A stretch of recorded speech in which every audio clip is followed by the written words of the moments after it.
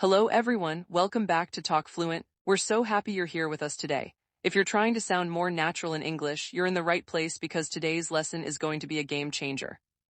Hey everyone, great to have you back.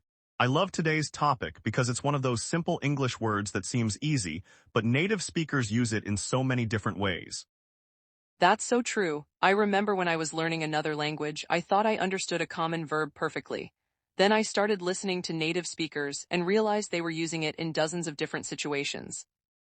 Exactly, and today's word is make. Most learners know basic sentences like I make dinner or I make coffee. But native speakers use make in many more ways than that. By the end of this episode, you'll understand 12 common uses of make. You'll know how to use it naturally in conversations, and you'll avoid some of the most common mistakes English learners make. And here's a question for everyone listening. How often do you use the word make in English? Can you think of 3 sentences right now? Write your answers in the comments because we'd love to see them. Also, if you enjoy learning real English with us, don't forget to like this video, subscribe to Talk Fluent, and share it with a friend who's learning English too. Alright, let's jump right in and discover why the word make hits different when native speakers use it. Let's start with the most basic meaning of make. The core idea is simple. Make means to create, produce, build, or cause something to exist. A very simple formula is subject plus make plus object. For example, I make breakfast, she makes cakes, they make furniture, we make videos, my brother makes coffee every morning. Notice that in every example, someone creates or produces something. That's the foundation of make.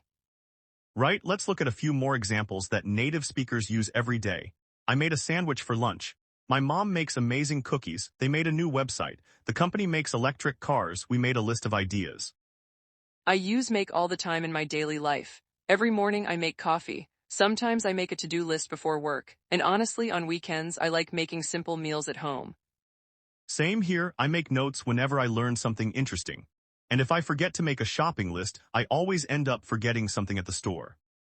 That's a great example because native speakers often use common combinations called collocations. We say, make a list, make a plan, make a cake, make breakfast, make dinner, make coffee. We don't usually memorize grammar alone. We learn chunks of language. So instead of learning only the word make, learn common phrases that go with it. Let me ask you something. What do you make every week? Maybe you make lunch for your family, maybe you make videos, maybe you make artwork. Think about your answer and say it out loud right now. I makes, go ahead, fill in the blank. Speaking out loud helps your brain build confidence. Even if you're alone, practice saying complete sentences. Here's another important use. Native speakers often use make when talking about creating results. For example, make money, make progress, make improvements, make changes, make a difference.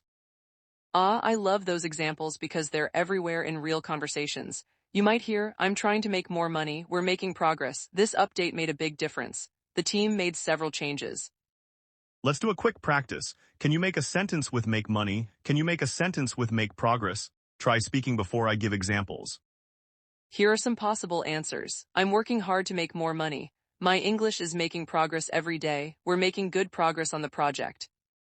Excellent. Now let's look at another major use of make. Make can mean cause. For example, you make me happy. That movie made me cry. The joke made everyone laugh. The news made him nervous. This structure is extremely common. Subject plus make plus person plus feeling / action. You make me smile. She made me laugh. The rain made us stay home. The teacher made the students practice. Native speakers use this pattern constantly. My friend made me laugh. That song makes me emotional. The weather made us cancel our plans. Here's a fun question for everyone listening. What makes you happy? Coffee, football, family, good weather? Write your answer in the comments. Great practice. Now let's talk about negative forms. The structure is easy. Subject plus do not make plus object. I don't make coffee at home. She doesn't make excuses. We don't make mistakes often. They didn't make dinner yesterday.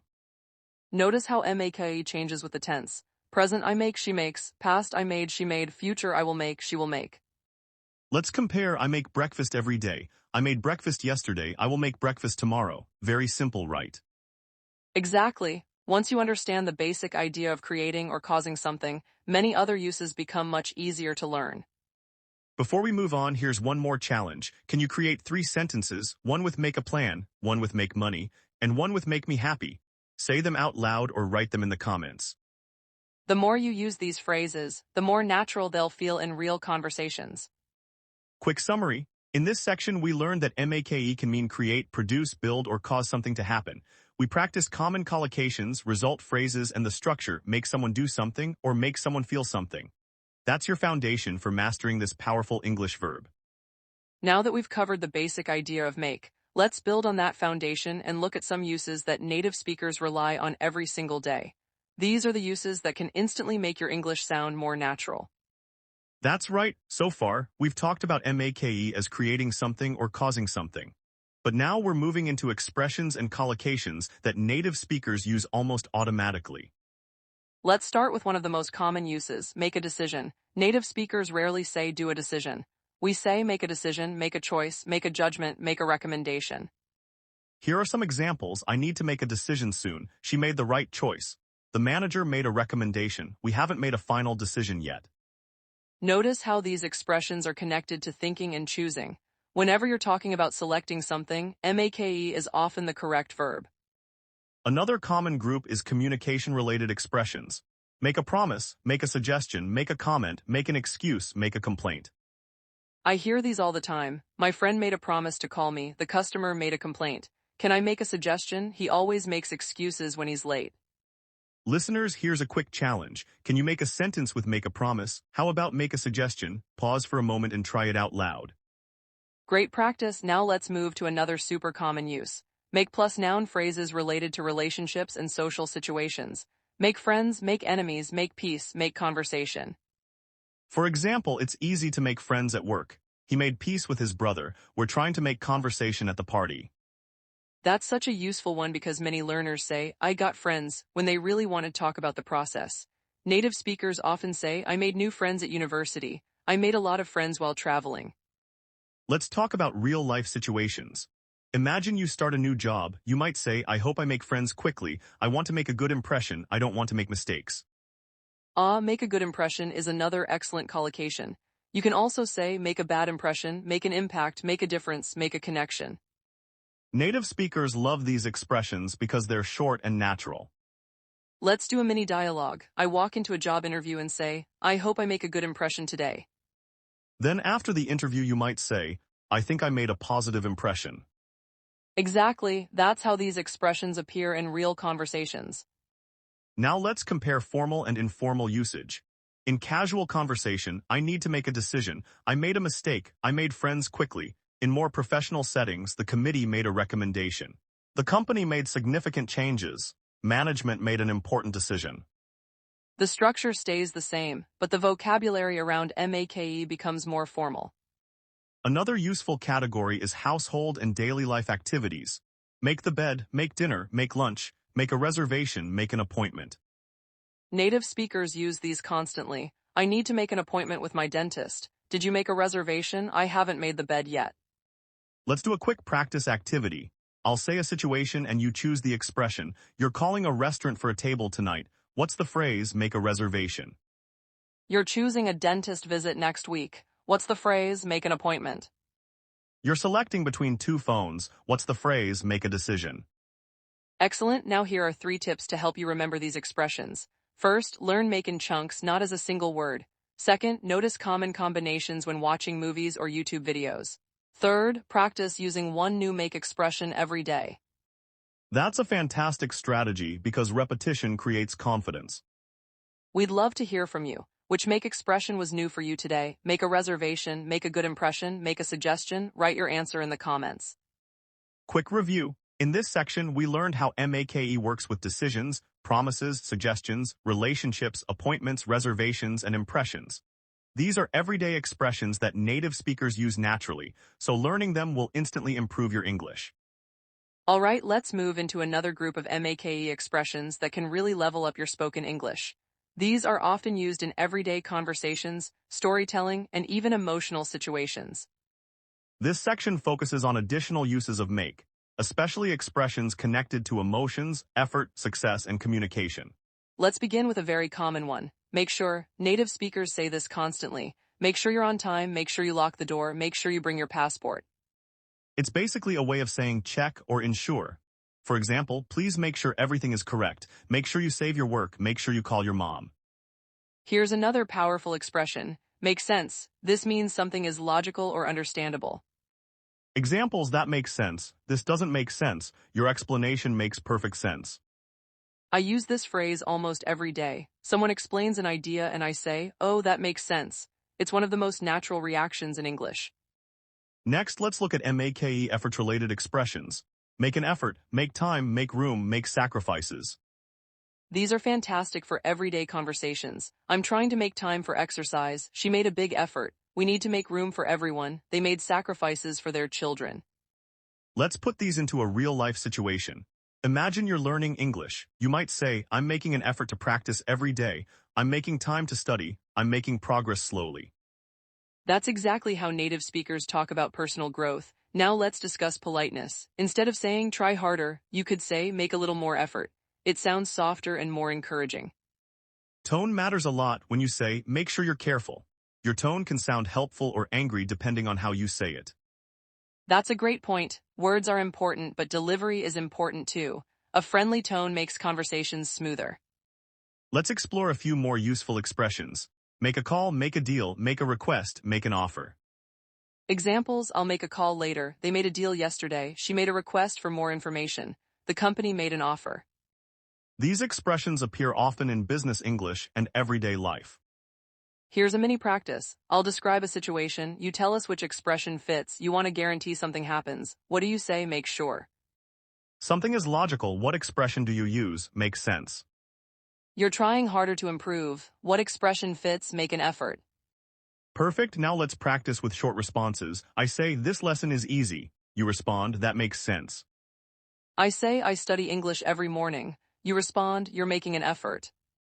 I say, I checked everything twice. You respond, you made sure everything was correct. Excellent work. And remember, speaking these phrases out loud is one of the fastest ways to remember them.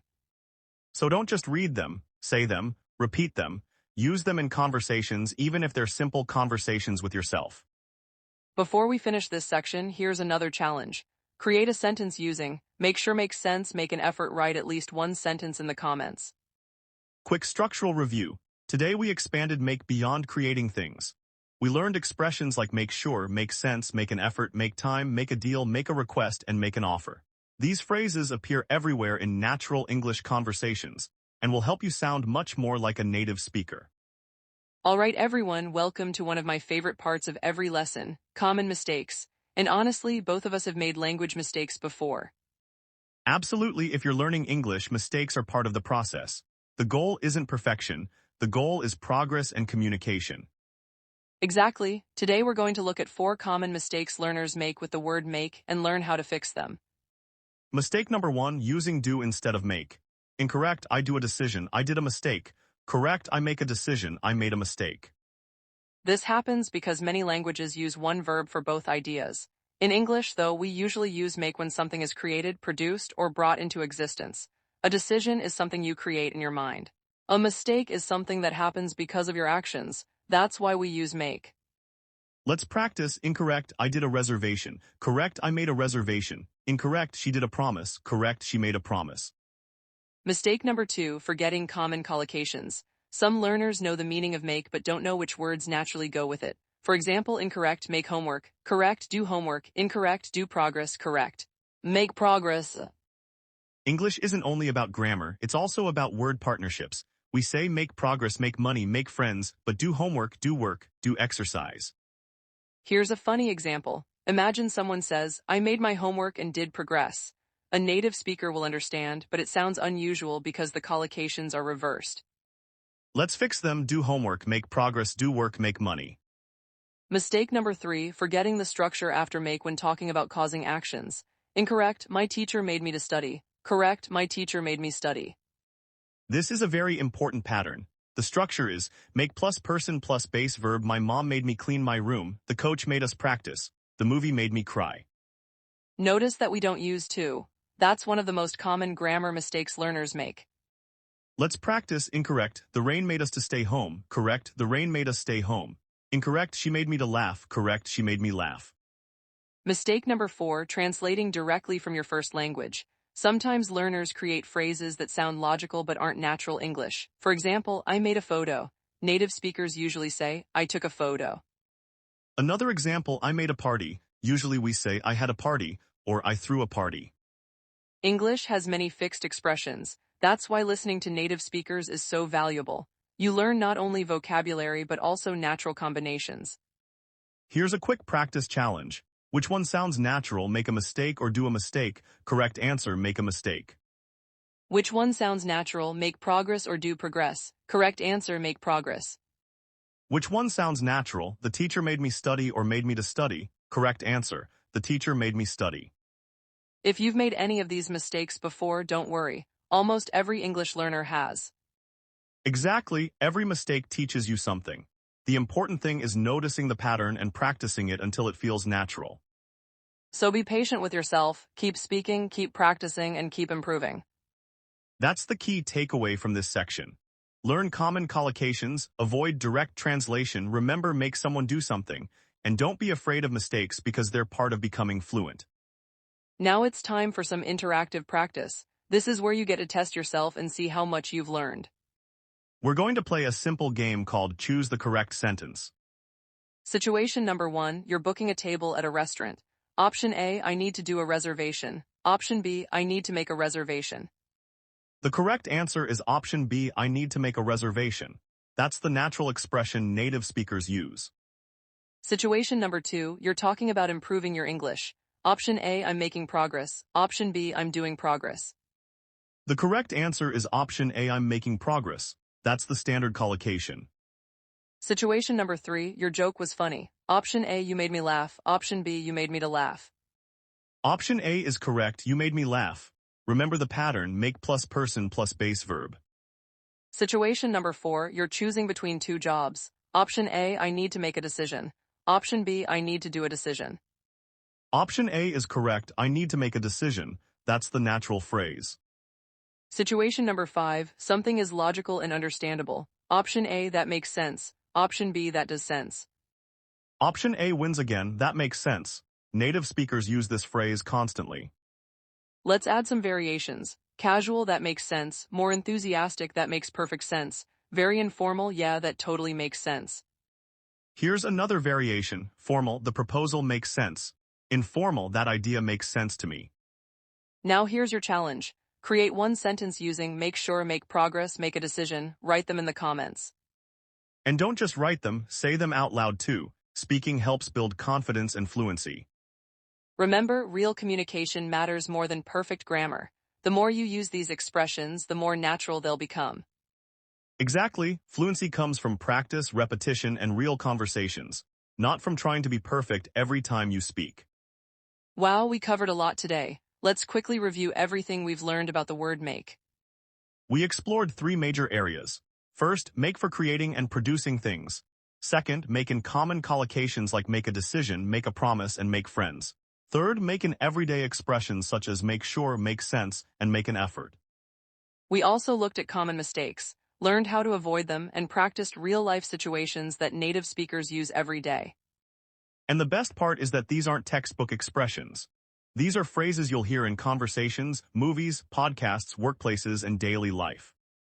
If you learned something new today, that's a win. Don't worry about memorizing all 12 uses immediately. Focus on using a few of them this week. Here's a question to think about. Which make expression do you think you'll use first in your next English conversation? Let us know in the comments. And if you enjoyed today's lesson, please like this video, share it with another English learner, and subscribe to Talk Fluent for more practical English lessons every week. We love seeing your comments, your examples, and your progress. You're building your English one conversation at a time, and that's something to be proud of. Thanks so much for spending time with us today. Keep practicing, keep speaking, and keep believing in yourself. Take care, keep learning, and as always, see you next time.